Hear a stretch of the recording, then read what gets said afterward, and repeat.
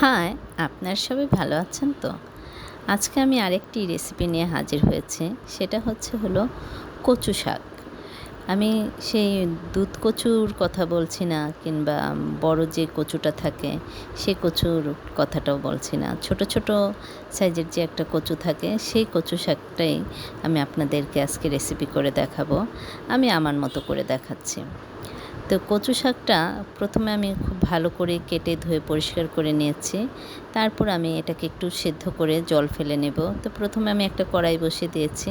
তারপর আস্তে আস্তে করে সম্পূর্ণ কচু শাকগুলো দিয়ে দিচ্ছি। দিয়ে এরপর আমি খানিকটা জল দিয়ে দিব, আর সাথে দিয়ে দিব একটু লবণ। ম্যাক্সিমাম আমি কোনো কিছু সেদ্ধ করার জন্য আমি একটু লবণ দিয়ে থাকি। তো আমার যখন কচু শাকটা সেদ্ধ হয়ে গেল, আমি জলটাকে খুব ভালো করে ফেলে দিয়েছি। তারপরে আরেকটা কড়াইতে আমি প্রথমে তেল দিয়ে দিয়েছি, আর সেই তেলে আমি আজকে কচু শাকটা রান্না করব ইলিশ মাছের মুড়ো দিয়ে। তো আমি ইলিশ মাছের মুড়োটা দিয়ে দিয়েছি, দেখতেই পেয়েছেন। সাথে অল্প একটু হলুদ আর লবণ দিয়ে দিয়েছি মাছটাকে ভাজার জন্য। তা আমার মাছ ভাজাটা হয়ে গেল। ঠিক আমি এরকম একটা পর্যায়ে করে মাছটাকে ভেজে নিয়েছি। চাইলে আপনারা এটাকে চিংড়ি মাছ যে কোনো মাছ দিয়েও এই কচু শাকটা বানিয়ে খেয়ে দেখতে পারেন, কিংবা খেয়েও থাকেন। আমি আজকে ইলিশ মাছ দিয়ে বানিয়ে দেখাচ্ছি।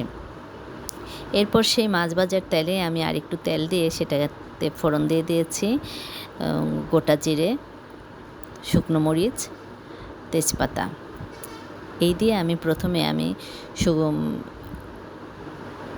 কচু শাকটাকে ফোড়ন দেব। তা আমার যখন মশলাগুলো ঠিক এরকম হয়ে আসলো, তারপর আমি সেখানে কচু শাকটাকে ভালো করে জল নিংড়িয়ে নিয়েছি। সাথে দিয়ে দিয়েছি পরিমাণ মতো কাঁচামরিচ, দিয়ে আমি এটাকে ফোড়ন দিয়ে দিয়েছি। কাঁচামরিচের পরিমাণটা মানে যে যেমন ঝাল খান ঠিক সেরকম বাড়িয়ে কিংবা কমিয়ে নিতে পারেন। তারপর আমার কচু শাকটা দেওয়ার পর আমি সেটার মধ্যে অল্প একটু হলুদ দিয়ে দিয়েছি। অনেকে শাকে হলুদ দেয় না, কিন্তু আমি একটু হলেও সব শাকেই হলুদ দিয়ে থাকি। এতে শাকের কালারটা বেশ ভালোই লাগে। আর এর সাথে আমি দিয়ে দিয়েছি খানিকটা জিরা বাটা। অবশ্যই সেটা শাকের পরিমাণ বুঝে দিয়ে নেবেন। আর দিয়ে দিয়েছি স্বাদ ও পরিমাণ মতো লবণ।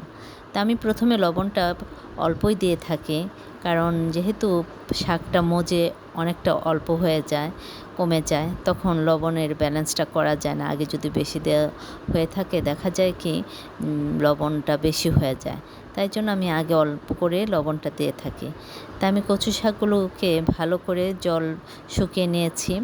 এরপর আমি কচু শাকটাকে নামিয়ে রেখেছি। নামিয়ে রেখে আবার কড়াইটা ধুয়ে আবার তেল দিয়ে দিয়েছি। সেই তেলে বেশ খানিকটা রসুন কুচি দিয়ে দিয়েছি। রসুন কুচি বলবো না, রসুনটাকে আমি থেতো করে নিয়ে তারপর সেই রসুনটাকে ভালো করে ভেজে আবার সেই কচু শাকটাকে ফোড়ন দিয়ে দিয়েছি।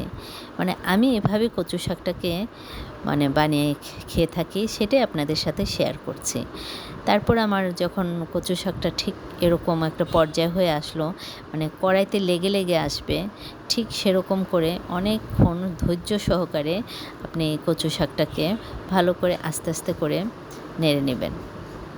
সাথে এর মধ্যে আমি সেই মাছ ভাজাটা দিয়ে দিব, ইলিশ মাছের মোড়োটা দিয়ে দিব।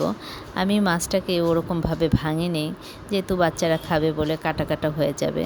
তো আপনাদের ইচ্ছে চাইলে মাছের মোড়োটাকে ভেঙেও দিতে পারেন।